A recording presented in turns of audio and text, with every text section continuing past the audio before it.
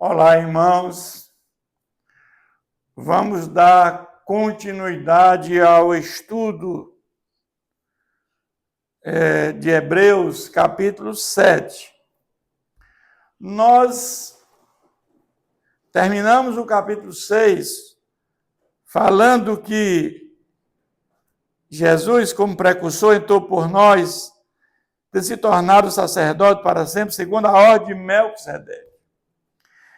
Esse capítulo 7, ele inicia falando que Melquisedeque era um tipo de Cristo.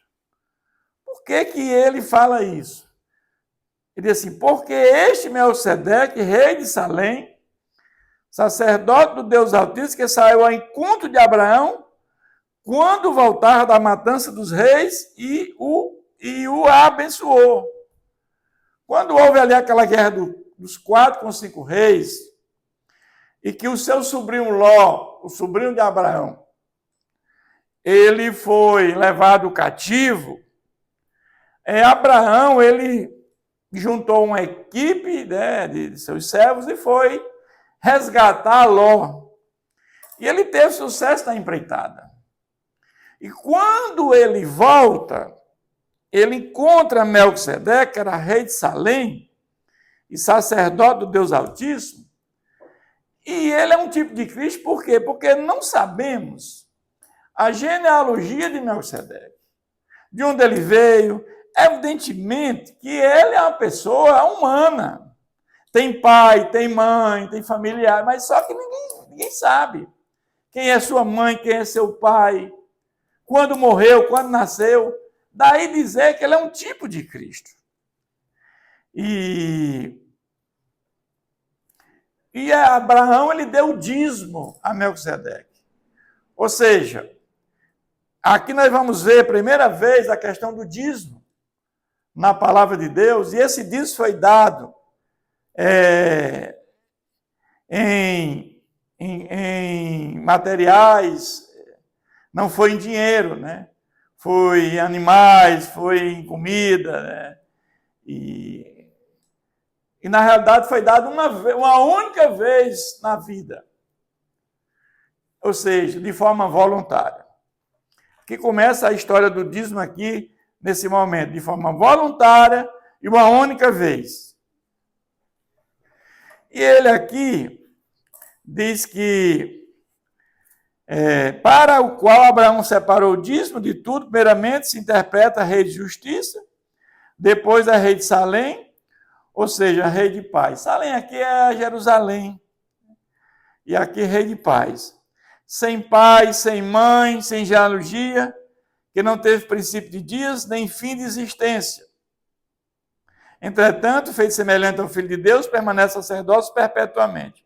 Sem pai, sem mãe, sem genealogia. Não quer dizer que ele não tinha pai nem mãe. Ele era um ser humano, ele tinha pai e mãe, evidentemente. Aqui é que não sabemos quem eram os seus pais, quem eram as suas mães. Essa é a interpretação que nós temos que entender aqui nesse texto bíblico. Um ser humano, ele tem pai e tem mãe. Agora, feito semelhante ao Filho de Deus, permanece sacerdócio perpetuamente. Por que ele permanece sacerdócio perpetuamente, Melquisedeque? Porque aqui vamos entender que Jesus é sacerdote da ordem de Melquisedeque. Por quê? Porque não teve princípio nem fim. Daí dizer também que Melquisedeque é sacerdote perpetuamente, porque isso ele se espelha em Cristo Jesus. Essa é a ideia. Mas o fato agora é que a partir do versículo 4 do capítulo 7, nós vamos agora entender que o sacerdote de Cristo é superior ao Levítico. Vamos entender isso. Considerai, pois, como era grande esse a quem Abraão, o patriarca, pagou o dízimo tirado dos melhores despojos. Ora, os que dentre os filhos de Levi receberam o sacerdócio, têm mandamento de recolher de acordo com a lei os dízimos do povo, ou seja, dos seus irmãos, embora este descendido de Abraão. Entretanto, aquele cuja genealogia não se inclui entre receber o dízimo de Abraão, o abençoou, que tinha as promessas. Vamos entender que quando Deus pediu que construísse um tabernáculo móvel lá no deserto, para aquele povo que estava vindo do Egito, que não tinha como adorar um Deus verdadeiro, eles vinham de uma cultura pagã. E ali começa que, naquela rebelião que aconteceu de adoração àquele bezerro, os levitas foram a única tribo que não adorou. E dali os levitas são escolhidos agora para tocar a obra de Deus. Então os levitas agora eram encarregados da obra do Senhor. E eles não herdaram a terra quando chegaram em Canaã. Ou seja, vamos entender que na Bíblia nós temos, antes da lei, o dízimo era voluntário. Na lei era obrigatório, porque existiam as dízimas. Não era só os dízimos 10%, eram as dízimas. Eram as dízimas para os levitas, 10%, as dízimas para as festividades, 10%, e as dízimas para as viúvas, para os pobres e para os estrangeiros, que era a cada 3 anos, 10%. Então, vamos entender que naquela época eram as dízimas 23,3%, não era 10%. E era uma vez por ano e não era em dinheiro. Era no que se produzia, era nos animais. Isso era o que era levantado. E era obrigatório. Por isso que daqui aquela frase, quem não dá o dízimo está roubando a Deus. Nesse sentido, era verdadeiro. Agora, com a graça, com a vinda de Jesus, não tem mais sentido falar em dízimo. Hoje é o dar dar com o coração, dar com amor, com alegria. Evidentemente que temos que cooperar com a obra do Senhor, mas não com obrigação, mas voluntariamente com o coração. Isso é que se aplica nos dias de hoje. É bom que fique bem claro isso. Evidentemente, é fora de qualquer dúvida que o inferior é abençoado pelo superior. Ou seja, que Abraão foi abençoado por Melquisedeque. E Melquisedeque era superior a Abraão. Aliás, aqui são homens mortais os que recebem dízimo, porém ali aqueles de quem se testifica que vive. Por assim dizer, também Levi, que recebe dízimo, pagou-os na pessoa de Abraão, porque aquele ainda não tinha sido gerado por seu pai quando Melquisedeque saiu ao encontro deste. Quer dizer que toda geração que veio de Abraão, essa geração dos levitas vinha de Abraão, que a partir daí, Abraão, Isaac, Jacó, até chegar os levitas, e eles foram os responsáveis de, a partir daquele momento, fazer a obra de Deus, de pregação da palavra para aqueles que saíram do Egito, e sobreviver do dízimo. Sobreviver do dízimo. Essa é a ideia. Mas ele vai dizer agora, a partir do versículo 11, que o sacerdote levítico teve fim, mas o de Cristo é eterno. Nós sabemos que o sacerdote levítico, ele foi instituído de que maneira? Houve uma grande contenda para saber, quando o tabernáculo móvel foi construído, ordenança de Deus a Moisés, e aí quem era o sumo sacerdote? O sumo sacerdote era uma autoridade aqui na terra, porque somente ele podia entrar no Santo do Santo uma vez por ano, para chegar na tampa da arca, colocar o sangue no propiciatório, que é a tampa da arca, e pedir perdão dos seus pecados e dos demais, do povo. Mas o fato é que o sacerdote levítico, ele foi instituído depois dessa contenda, quando Deus disse, coloca 12 varas. A vara que florescer, esse vai ser do sumo sacerdote. E botou o nome. Botaram o nome de Arão, o nome dos demais, de cada tribo. E a única vara que floresceu foi a vara de Arão, que deu amêndoas, né? Então ali começa o sumo sacerdote levítico. E ao longo da história, nós tivemos 83 somos sacerdotes ao longo da história.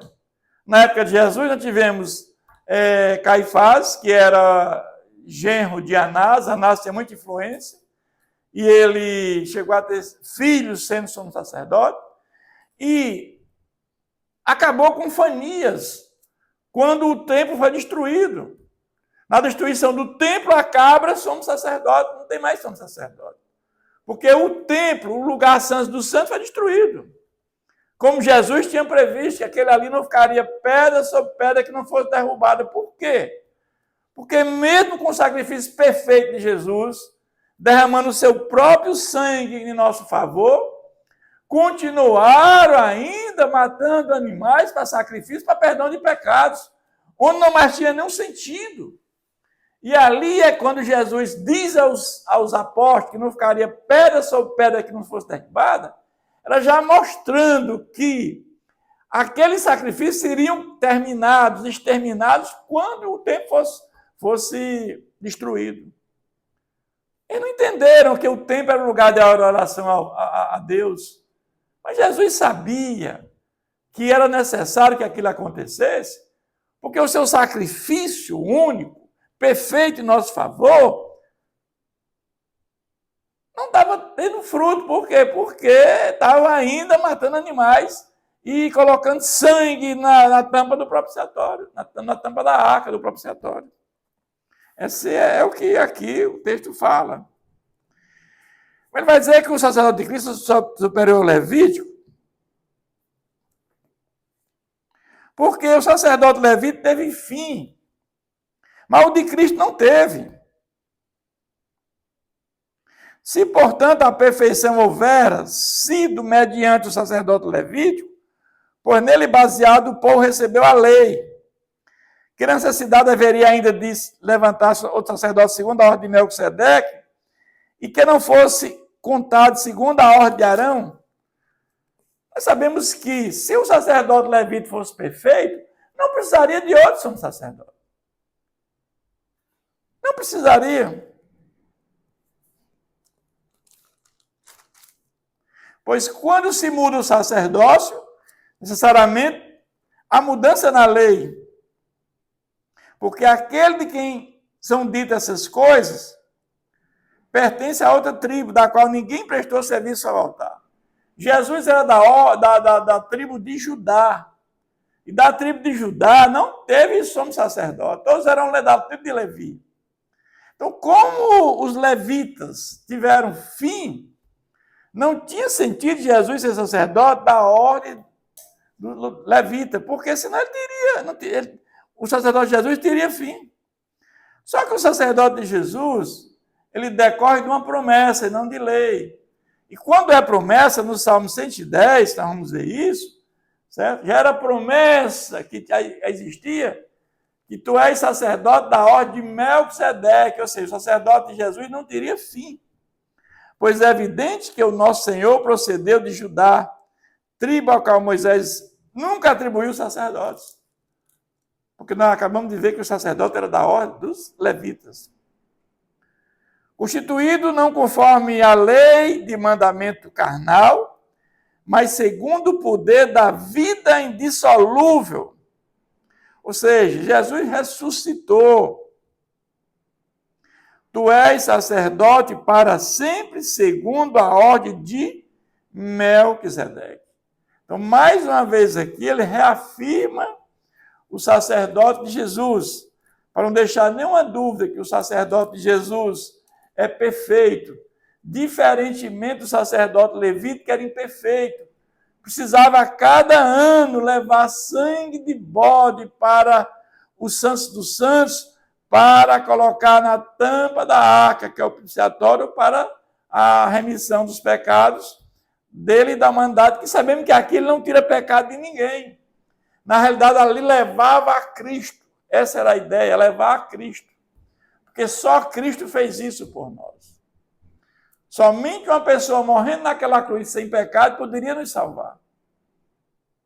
Quando Jesus foi tentado, como natureza humana, porque Deus ninguém tenta, ali no sentido de dizer que Jesus não pecou, Jesus foi o único nascido de mulher que não pecou, e ali na cruz, o sangue dele derramado purificou o nosso pecado, porque ele não tinha pecado. Ele foi ali voluntariamente, como morte substitutiva no nosso lugar. Aquilo era para todos nós. E ele se tornou maldito em nosso favor. Portanto, por outro lado, se revoga a anterior ordenança por causa de sua fraqueza e inutilidade.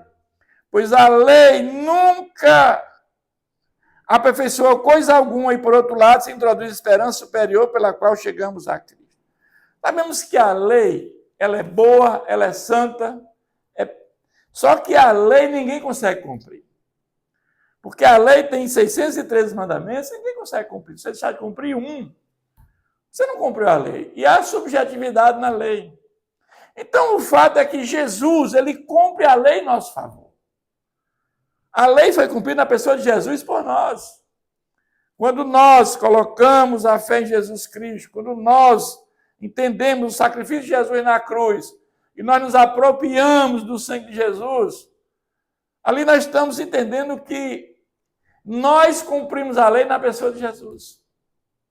Se nós cumpríssemos a lei integralmente, seríamos salvos pela lei. Só que ninguém, nenhum ser humano na face da terra, consegue cumprir a lei integralmente. Por isso nós precisamos, colocar a fé em Jesus, porque ele cumpriu a lei em nosso favor.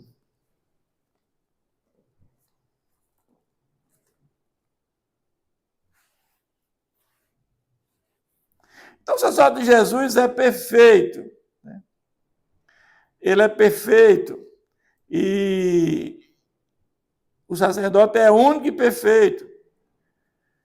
E visto que não é sem prestar juramento, porque aqueles sem juramento são feitos sacerdotes. Aqueles levíticos não era sobre juramento, era sobre a lei. Já o de Cristo foi perante juramento. Mas este com juramento, por aquele que se disse, o Senhor jurou e não se arrependerá. Tu és sacerdote para sempre. Quando nós olhamos o Salmo 110.4, irmãos, Salmo 110.4, Salmo 110.4 diz, o Senhor jurou e não se arrependerá. Tu és sacerdote para sempre, segundo a ordem de Melquisedeque. Então, o sacerdote de Jesus foi sob juramento, diferentemente do sacerdote levítico, que foi pela lei. Mas o Senhor jurou e não se arrependeu. Tu és sacerdote para sempre. Por isso mesmo, Jesus se tem tornado fiador da superior aliança. Sabemos que o fiador é aquele que garante, quando o que é contrai não paga. Ora, aqueles que são feitos sacerdotes em maior número, porque são impedidos pela morte de continuar. Ou seja, ora, aqueles que são feitos sacerdotes em maior número, porque são impedidos pela morte de continuar. Nós sabemos que durante o período do sumo sacerdote, começando com Arão, ao longo da história, até chegar ali já no primeiro século, estamos falando do ano 1500 a.C., até chegar ao primeiro século. Nós tivemos 83 somos sacerdotes. Eles, ao longo da história, envelheceram, morreram. É isso que ele quer dizer aqui, nesse versículo. Impedidos pela morte de continuar. Este, no entanto, porque continua para sempre, tem o sacerdote imutável. Ou seja, o sacerdote de Cristo é imutável, é perfeito. Foi feito uma única vez ali ele morreu no nosso lugar, derramando seu sangue uma única vez. Não precisa ser repetido como o sacerdote levítico. Por isso também pode salvar totalmente os que, por eles, se chegam a Deus, vivendo sempre para interceder por eles. Jesus é sacerdote para sempre. Ele está hoje lá no céu, com o corpo humano glorificado, intercedendo por nós. e preparando lugar, morada, para um dia estarmos com ele por toda a eternidade. Com efeito, versículo 26, com efeito, nos convinha um sumo sacerdote, como este, santo, inculpável, sem mácula, sem mancha, separado dos pecadores e feito mais alto do que os céus. E aqui dá-me entender que Jesus foi à cruz com natureza humana sem pecado. Porque naquela cruz, se morresse uma pessoa com pecado, não tinha sentido nenhum para nós. Nós não estamos falando aqui hoje de redenção.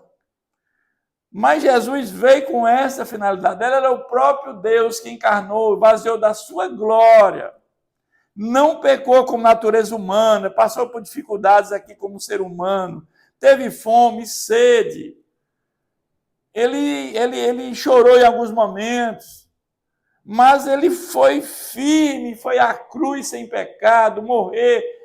O plano de salvação da humanidade foi consumado. Quando ele diz tetelestai, está consumado. O plano é traçado antes da fundação do mundo, eu cumpri. E ele morre e diz, Pai, nas tuas mãos eu entrego o meu espírito. Em algum momento ele pede ao Pai que não desampare, mas o Pai tinha que desamparar, porque se o Pai não desampara e ele não morre, todos nós estávamos fadados à morte eterna. E agora no 27, que não tem necessidade, como os sumos sacerdotes, de oferecer todos os dias sacrifício, primeiro por seus próprios pecados, depois pelo pecado do povo, porque fez isso uma vez por toda, quando a si mesmo se ofereceu. E aqui nós estamos repetindo, aqui nós dissemos, que quando os sumos sacerdotes levíticos faziam isso rotineiramente, e entrar no Santo do Santo uma vez por ano, durante, desde de Moisés, ali no ano 1500 a.C., até o primeiro século, quando no ano 70 foi instituído o templo, nós estamos falando de 1500 anos, e aconteceu esse sacrifício, repetido, porque era imperfeito. Jesus ali morre na cruz, o próprio sangue dele ali é o sacrifício único, uma única vez. E não há necessidade mais de sacrifício. Ele vai concluir dizendo agora esse capítulo.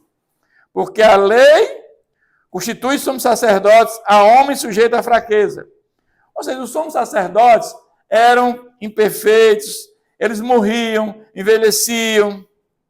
Mas a palavra do juramento, que foi posterior à lei, ou seja, a lei foi dada, certo? A lei foi dada lá, né, em Moisés, lá no deserto. Mas o fato é que o sacerdote de Cristo foi por promessa. E aí eu disse que constitui o Filho perfeito para sempre. Então, o sacerdote de Jesus, ele é perfeito. Por quê? Porque não precisa ser repetido. Ele já fez isso uma única vez por nós. Então, esse texto aqui, ele vai dizer, olha, judeus que estão saindo que se converteram ao cristianismo e querem voltar, não façam isso. Por quê? Porque a nova aliança é superior à velha aliança.